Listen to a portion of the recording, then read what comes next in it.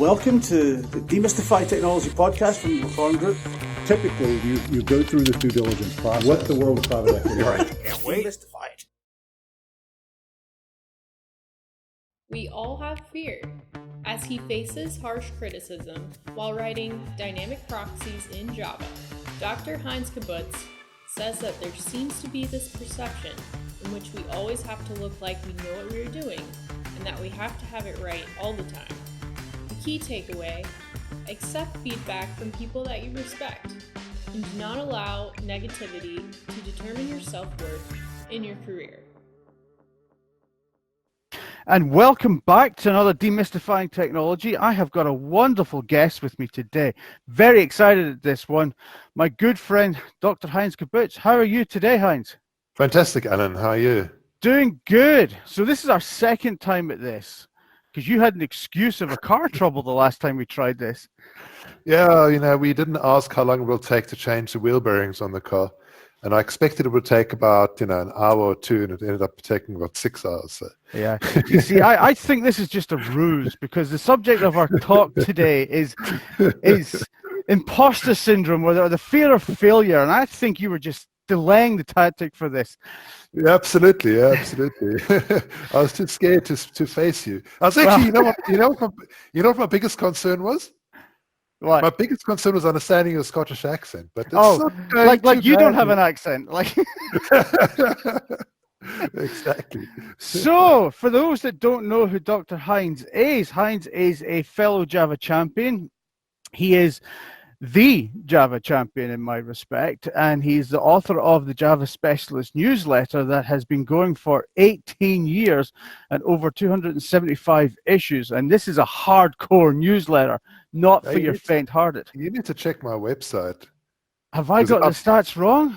Yeah, of course. I told you. I told you it's wrong. I mean, my website updates automatically, and if you check it now, it's 19 years, not 18 years. 19 years. Okay, so this is why I need my researcher site.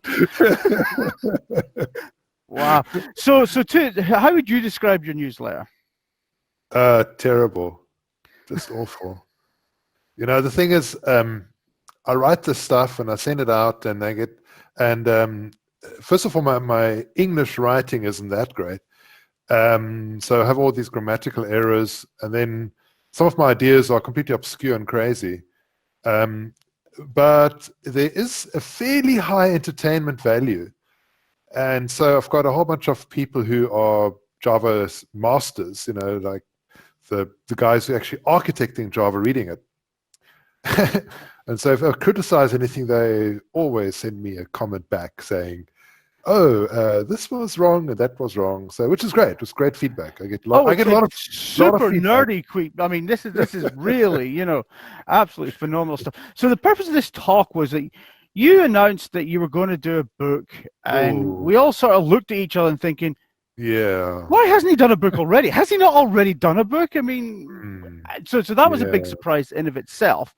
And then you popped up with I'm a little bit nervous of getting it wrong. And we're like, yeah. So if Heinz is feeling this, then surely others must be feeling this. And I thought this would make a wonderful conversation to ease others into this horrible, horrible world that we are on the forefront of technology here. We get it wrong more often than we get it right. Yeah.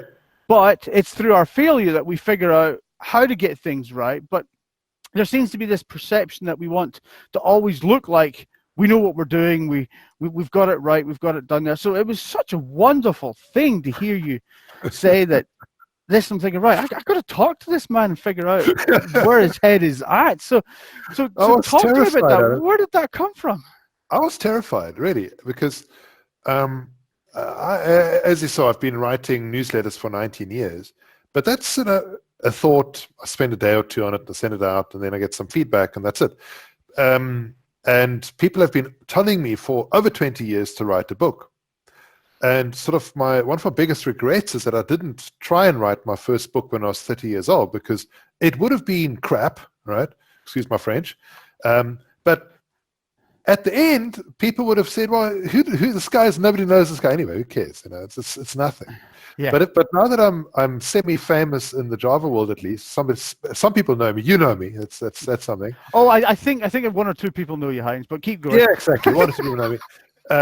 The problem is if I publish something really bad, they're going to say, maybe we should just like undo our respect for this guy that we've had for the last 19 years and just, he's complete nonsense. He doesn't know anything.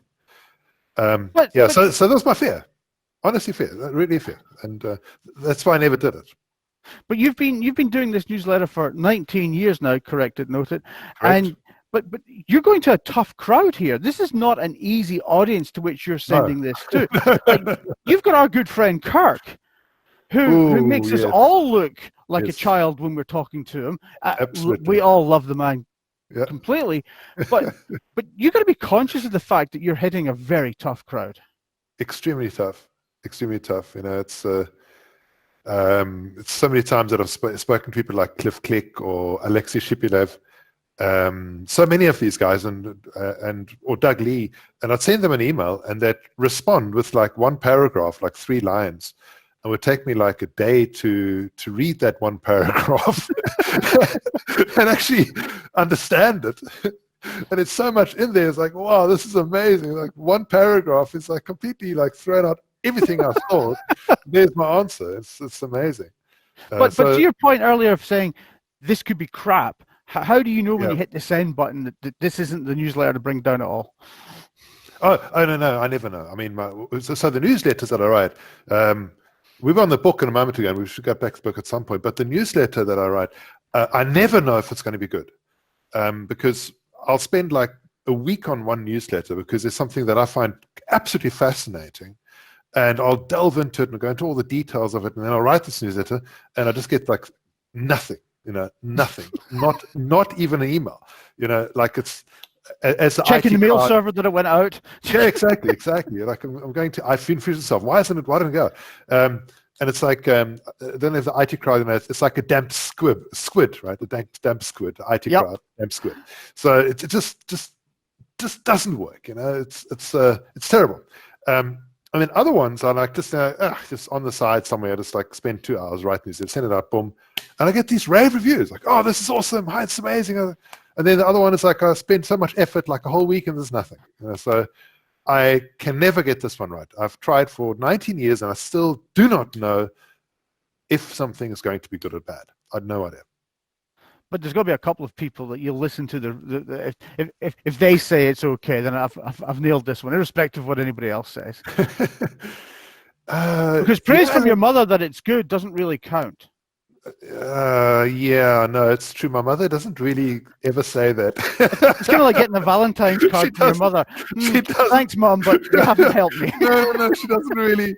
She's very reserved in her compliment. She'll always like she'll say to me, "But does anybody actually understand your newsletter?" I'm going like, and probably not. You're right. People keep clicking. Yes, but you do more than newsletters. So I've seen you talk. I've listened to you talk many times. There's many a YouTube video on you, and you also have the great honor of being a Java 1 Rockstar speaker. So you're not unaware of putting yourself up there. So are you nervous when you're standing up doing your thing in front of a room full of these hardcore experts? No, I've never been nervous of embarrassing myself in front of people. That's why I'm speaking to you now. Thank you. It's just, when I'm in a crowd of people, I've got like 500,000 people there. It's of course nice, it's fun, and that it's exciting. But I've never been scared of public speaking. I just haven't. A lot of people are, but I just am not. And most people in my business would love to not be scared of public speaking. But let me tell you, it's actually a disadvantage to not be scared of public speaking. Because when you're scared of public speaking, you actually, first of all, people expect you to be scared. So if you're not scared, they go like, this guy is like just not even caring, And secondly, you don't prepare yourself as well when you're not scared. You're like, okay, well, let's go to do a talk. Who cares? I mean, I do care. I want to do my best. I try to prepare, but I don't think I'm as good as I would be if I was scared. But it takes a special type of person to make it feel like you use a lot of slides because you've got a technical content, but those slides don't look like you're reading from the slides. They're purely just markers for you to have a conversation, and that's the art of a good presenter. Yeah. The favorite talks I give are actually no slide at all, not a single slide, just code. Boom. I'm doing, like, for example, I'm doing a live course on Safari nowadays. I'm actually doing one tomorrow, where I do data structures for 4 hours and not a single slide. And the funny thing is, guys, like, they keep on saying to me, can we have a copy of the slides? Going like, there are no slides. I'm like, really? So 4 hours of just IDE, that's it, talking in IDE. But your slides are very audience engaging. I mean, you'll stick up a slide that has 4 different ways to concat a string together and then debate the audience as to which one there is. And you're thinking, wait a minute, this is a trick question. He told me how to do this in newsletter 44. Is he changing his mind now? Yeah, I mean, exactly. That's what makes a great talk. Yeah. So you also host what I consider to be the Elton John Hollywood party of the Java world, which used to be the conference at JCrete. Now that's a far more intimate affair. You get to face with these people. Like, you'll sit down with Kirk and he will drill you on 2 or 3 lines within a given piece of code. Now, how do you feel then? Is your sense of failure coming up at this point?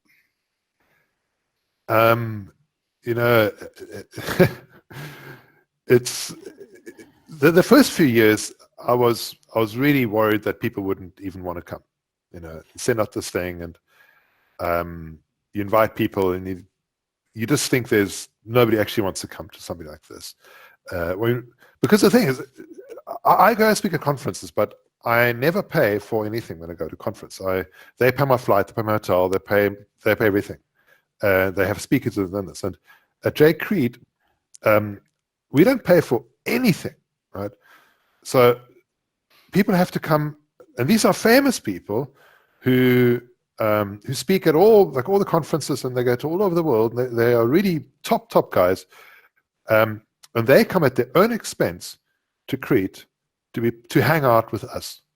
And it's not junior basic; it's the top people. Oh, I know. In the world. So it's and they're paying their own money. They're taking their own leave to come to Crete. So it's completely nuts that they would even want to do that, right?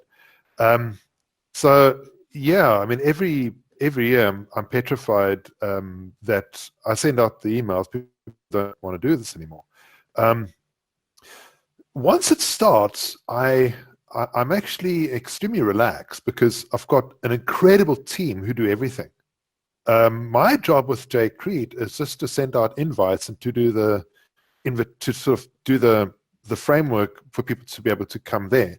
But once they're there, then I've got a team. I've got Dmitry Vyazelenko, I've got Kirk Pepperdine, I've got Robert Ransberger, Melissa McKay. I've got actually got like 11 helpers. So it's Ioannis and Yorgos, and it's like a big team. It's a really big team. And then also I've got about, of the 100 or so people, about a third of them are Java champions. So the thing just runs itself once it starts. Well, no, not completely runs itself. I've got Dimitri and Rabea and everybody else working really hard. Ishal and Andres working really hard.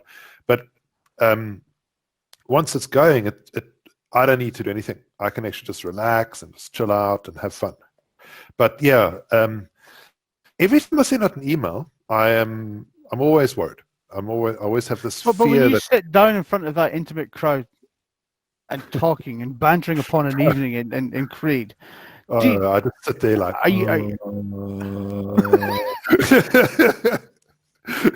Especially when you get like Cliff Click and Kirk Pepperdine and Simone Bordet just going backwards and forwards and backwards and forwards and backwards and forwards, and I mean we're just sitting there going like, wow, man, that's amazing. So yeah, I learn a lot. The one time I was in this one session, and I don't know if you've heard of var handles in Java 9. Yeah, you've heard of that. It used to be called something else. It used to be called enhanced volatiles. So I sat down in the session, led by this one guy working for Oracle. And it was about file handlers, but I hadn't know that term. I mean, I knew the idea of enhanced volatiles. I didn't know file handlers. So I sat down and I was listening to this. And one thing is I'm never shy to ask questions. And so I sit down and I say, for the sake of the recording, because we're making a recording of that one, could we just say what var handles are? Because I didn't even know what that was. Yep. And the leader turns to me and says, if someone doesn't know what var handles is, they shouldn't be in the session. Oh, ouch. I'm going like, okay, well, what are they? What are they?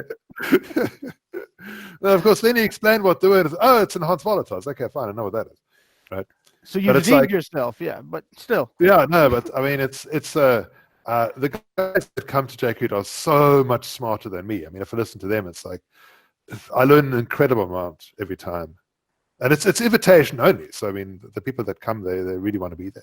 Yeah, but that's always. And I haven't invited you, but you're always too busy for us, so it's a pity. I know. Well, I was going through a divorce, and the one you did invite me to, and I was like, oh, I mean, so yeah. So with that, you had your 30-year-old book that was going to be crap. That's fine. So why now? What was the spark that lit the fire to say now's the time? Yeah, that's interesting. I've actually had a friend of mine at church come and say to me, God told us I should write a book. And I was going like, that's hard to argue with. The big man wants me to write a book. He didn't want me. I'm okay. Has he got me a publishing contract? What am I going to do there? Like, right. So I've actually got this idea for this really big book. And I thought I'd do a mini book first to get to learn how the process works. And there was another thing also that led to this, where my 13-year-old asked my wife and I, and we've been married for a long time, and she said, have you had any regrets in your life? I'm going like, that's a tough one to answer. That's a big question. I mean, yeah, a lot, right? A lot. Come back to you when you're 10 years old. Sure. My goodness, yeah. It's like so many. But as I told at the beginning, I'd never actually done the book because I was always scared of it. And if I had written my first book 20 years ago, or whatever, 30 years ago, then I would have already done a lot of books by now, and it would have been easy to do it. So the whole process, writing a book is basically a software project, isn't it? It's like, divide and conquer and do chapters and sections and so on, and code samples and, building and all that stuff. It's all just software. It's really just a software product. And I didn't know how to do that. So this is why I tackled it this way, to actually start with a mini book, one that's 130 pages, something like that, and then hopefully move on to something bigger if I feel like it, if I want to, but now I'm busy with one of these. And I had a chat with a friend of mine, Mauro Natalin. You might know him. He's also Scottish, but not as heavily accented as you.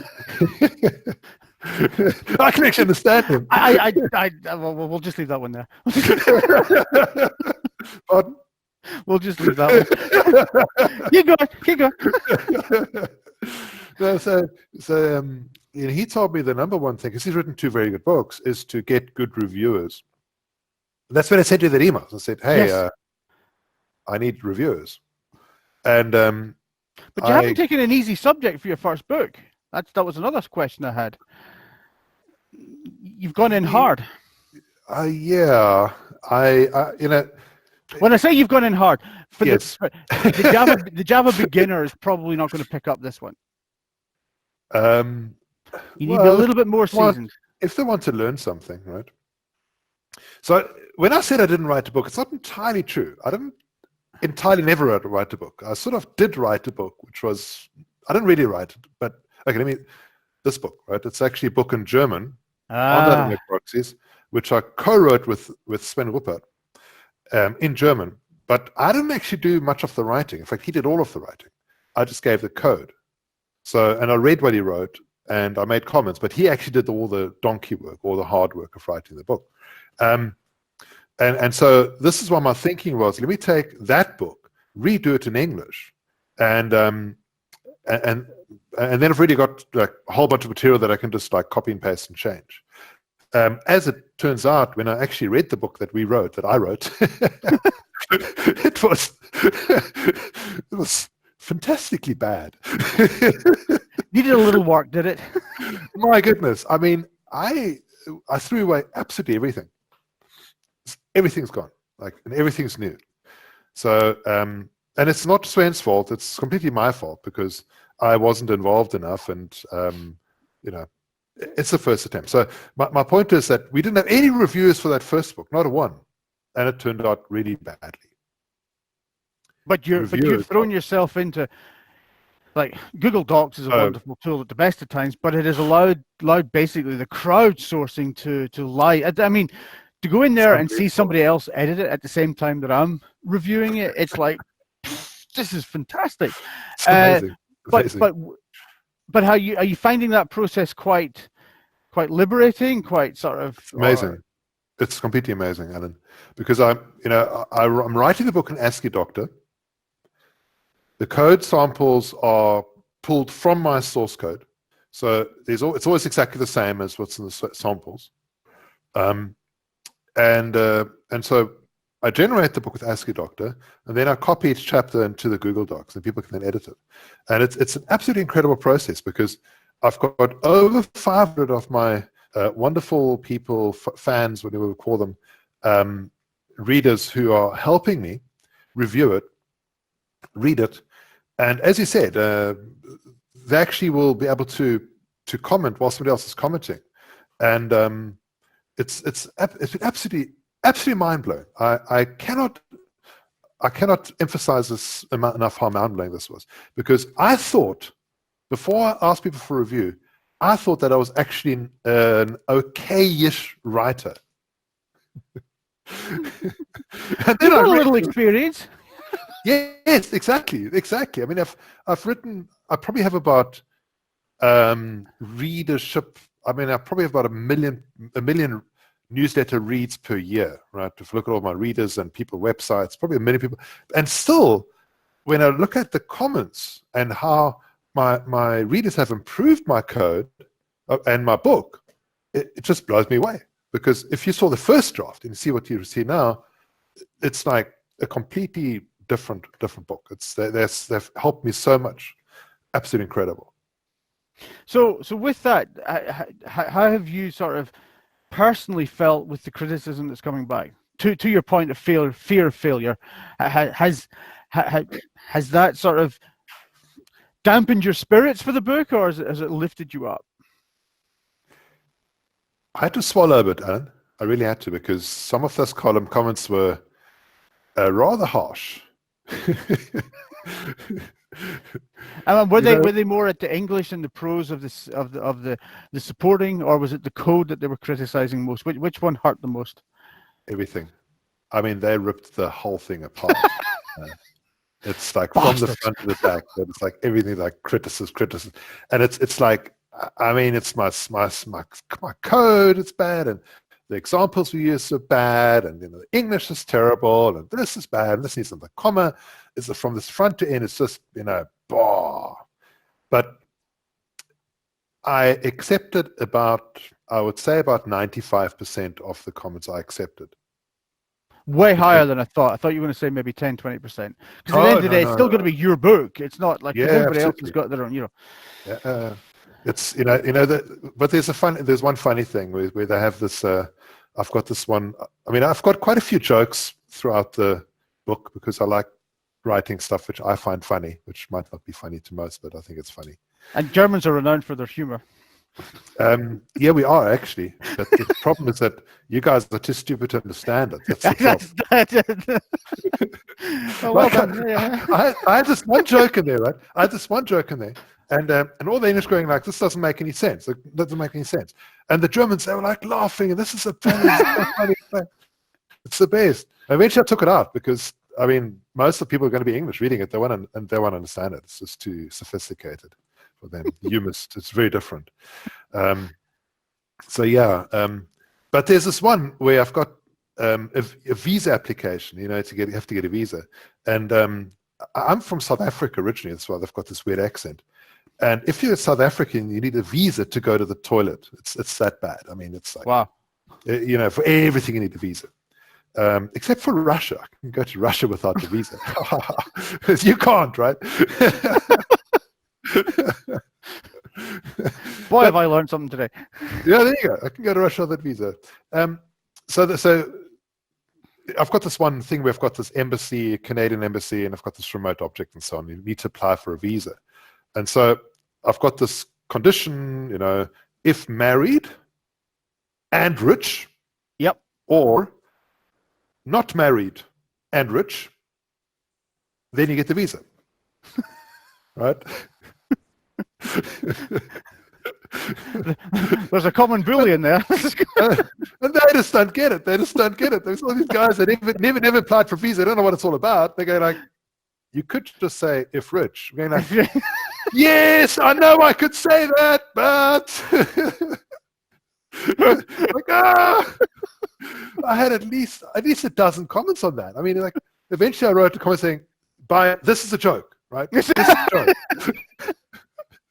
Don't comment. This is a joke.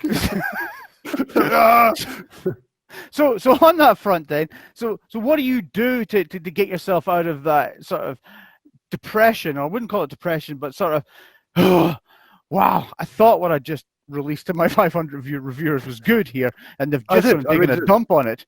So what did you do to kick back your enthusiasm? Well, I listened to their advice. And I followed. You got to pick yourself up the floor. 95%. Yeah, exactly. You first take a deep breath and go, you know what? They're right. They're absolutely right. We've got a mutual friend, Joe Ottinger. Mm-hmm.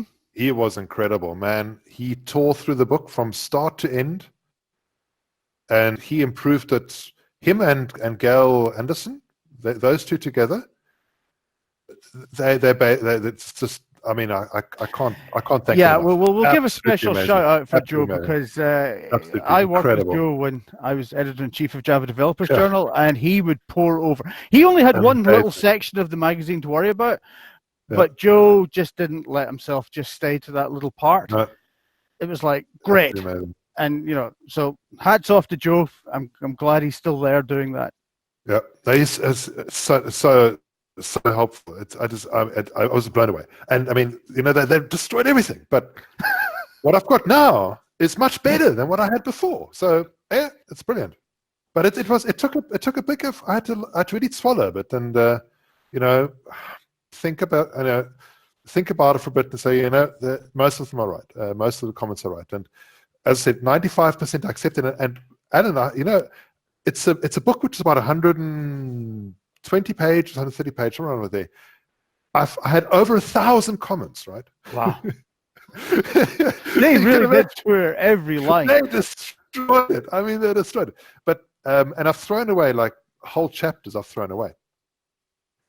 Wow. So what advice would you give to others that are probably not as fortunate as like you and I are with respect to our network of people and our network of stuff? And it could be that they're not even writing a book. They could be putting a presentation together or a board meeting together or some sort of project meeting together. They've got that sense of failure, that sense of, oh, this is the one that's going to destroy me, make me lose my reputation. What's the best advice you can give them, Heinz? People don't normally remember bad performances as much as we do. So I have listened to some really terrible talks by people because I go to lots of conferences and I sit there and work on a presentation whilst the guys are rambling on. It's like some white noise, in the background. But I've seen some bad presentations, and I couldn't tell you who they were and what they were or what they were about. No idea, because people don't remember nearly as much of our mistakes as we do. And I mean, I've given bad presentations too. Everybody does that. Sometimes, I mean, I did one in... We're allowed our off days, that's for sure. I have got a couple of howlers in my repertoire as well that I'm thinking, whew, and then somebody will come and say, that was a great talk. I said, no.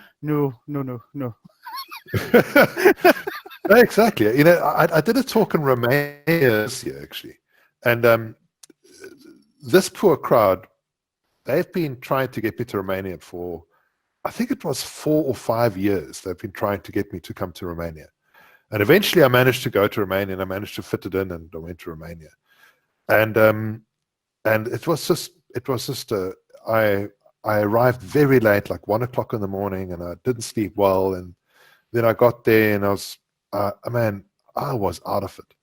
And then I had this crowd, and I was talking about a very complicated topic, like extremely complicated, which maybe 10 people in the world would understand, right? And they insisted on that particular talk, right? And I gave the talk, and for some reason, I mean, I wasn't feeling well because I was so tired and exhausted, and I didn't, like, the crowd, for some reason my timing was out because I got confused about the end time, like by the time, what time it starts and ends. I thought I had half an hour only to give the talk, and so I finished in like 25 minutes, right? That was a 45-minute talk. And I said, right, okay, we're done here. Let's have some questions. And it's just a stunned silence. Like, no one understood what I was talking about. Like, no one. Like, looking at this, staring at me. And then after about a few minutes, one of the other speakers, he had actually heard that talk before when I wasn't exhausted. And he asked me a few questions. But, man, that was a bad performance. It was like one of my worst performances. And I felt so bad because, they've been trying for 4 years to get me there. And I tried my best, but it's just things just get messed up sometimes. And other times you hit it off the park, and I just don't know what's going to happen. I gave a talk in the Netherlands, and it was a small audience, very few people, and I actually got the highest marks of the entire conference for my talk. It was like 4.85 out of 5 or something like that, some ridiculous number. But because and the funny thing was, I only had about 20 people on the talk, but the people that were there liked it, right? But when they did the actual numbers of the best speakers, they normalized the numbers a bit, because I thought they can't give a number 1 to the guy with only 20 people, So they and then Morris Naftaden gave a talk at the same conference, and it's a great talk, and for some reason I didn't like it. It depends on the audience, depends on the day. It just depends on many factors. But people don't remember failures. They just don't, generally. Well, that's good, because I've bombed in Amsterdam. That's where I disastrously I just blanked on 2 slides, and I could not remember what. And it was a servlet talk, and I could not remember, and it was awful. And then the other one that I completely, and this one wasn't really so much a bomb, it was a bizarre setup. I was in Tokyo, we were evangelizing servlets, but I was put in front of a room full of people that had no English whatsoever. And every sentence I had was translated in real time. So, and you don't realize how much jokes or little anecdotes that you say until you have to wait until it's translated. And he completely gets the translation wrong, because that should have been funny, people. There should have been laughter here. Nothing. So I mean, don't do the talks in foreign languages anymore. That can happen in Norway as well, in English. You know what I mean? Yeah, I'll decide if this is funny. You just keep talking. I was listening to a friend of mine. So I've got this one friend who's really funny, German guy, right? German guy is funny. Right? Yeah. This happens, right? Happens, and he was going to give a talk in Devox, and I managed to get him in there as a like those short 10-minute talks, right? Yep. And he was talking about Git and source control. And the funny thing was, I was sitting there canning myself because I know this guy, I know how funny he is, but because he's a German speaking in English, and at Devox they would say, people were thinking, oh no, this guy can't be funny because he's German, right? And so like sitting like, oh, what's this guy saying? And then about halfway through they realized it's actually hilariously funny. And then they started laughing, but it took like half the talk for them to actually start realizing that this guy is hilarious. He needs a That's warm-up act. Yeah, exactly. And now we have go. So we're coming to the end of this wonderful talk. So talk to us about the book. Evangelize this much critiqued 190-page book. Well, it's a type of book that you want to read if you actually want to learn something, right? Something new that you don't know.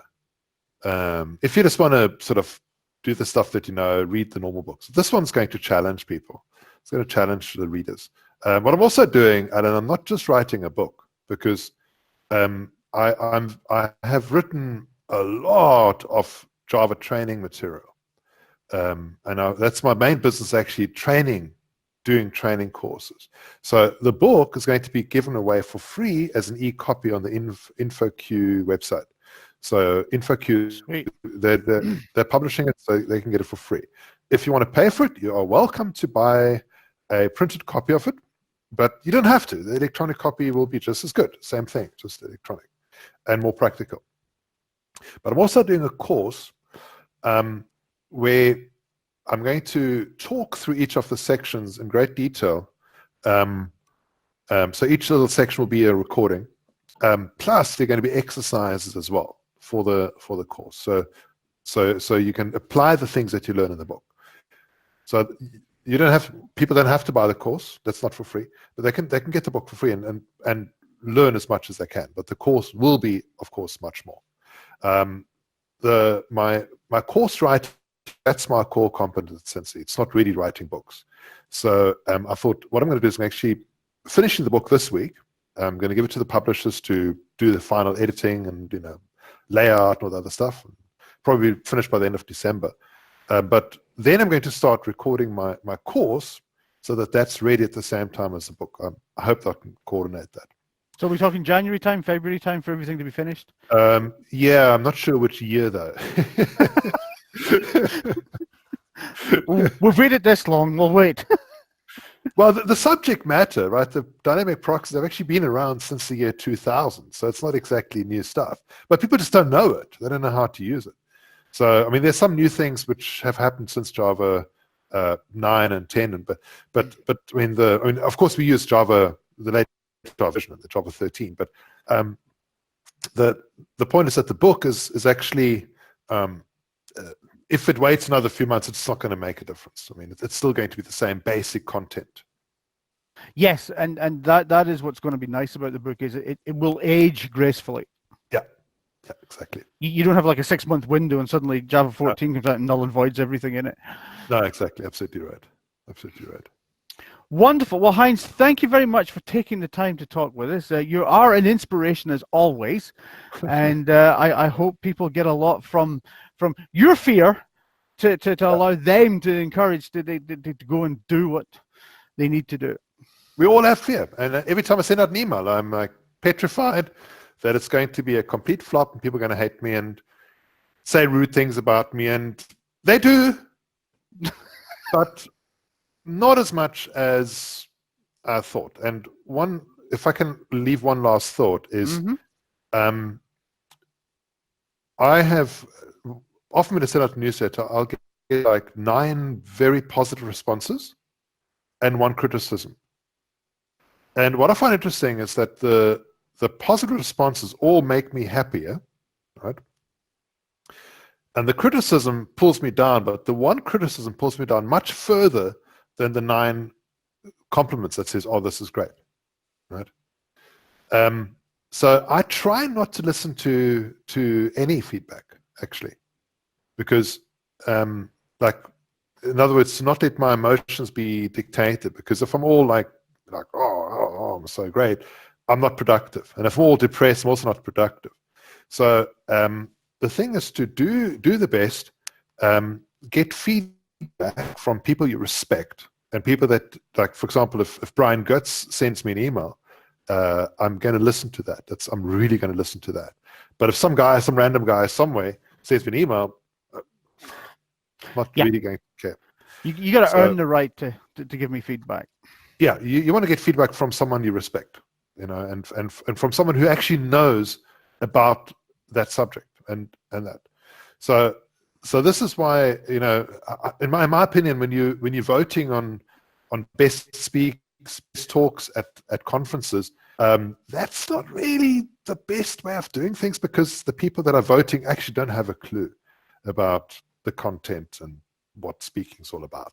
So, but if I get feedback from another speaker, that's going to be usually more useful. Yeah. So don't let the feedback dictate your emotions. And that's difficult, but that's a very important lesson I've learned over the last 19 years of sending out spam. And good advice to end on, Heinz. Thank you very much. Thanks, Alan. Lovely talking to you. Thank you.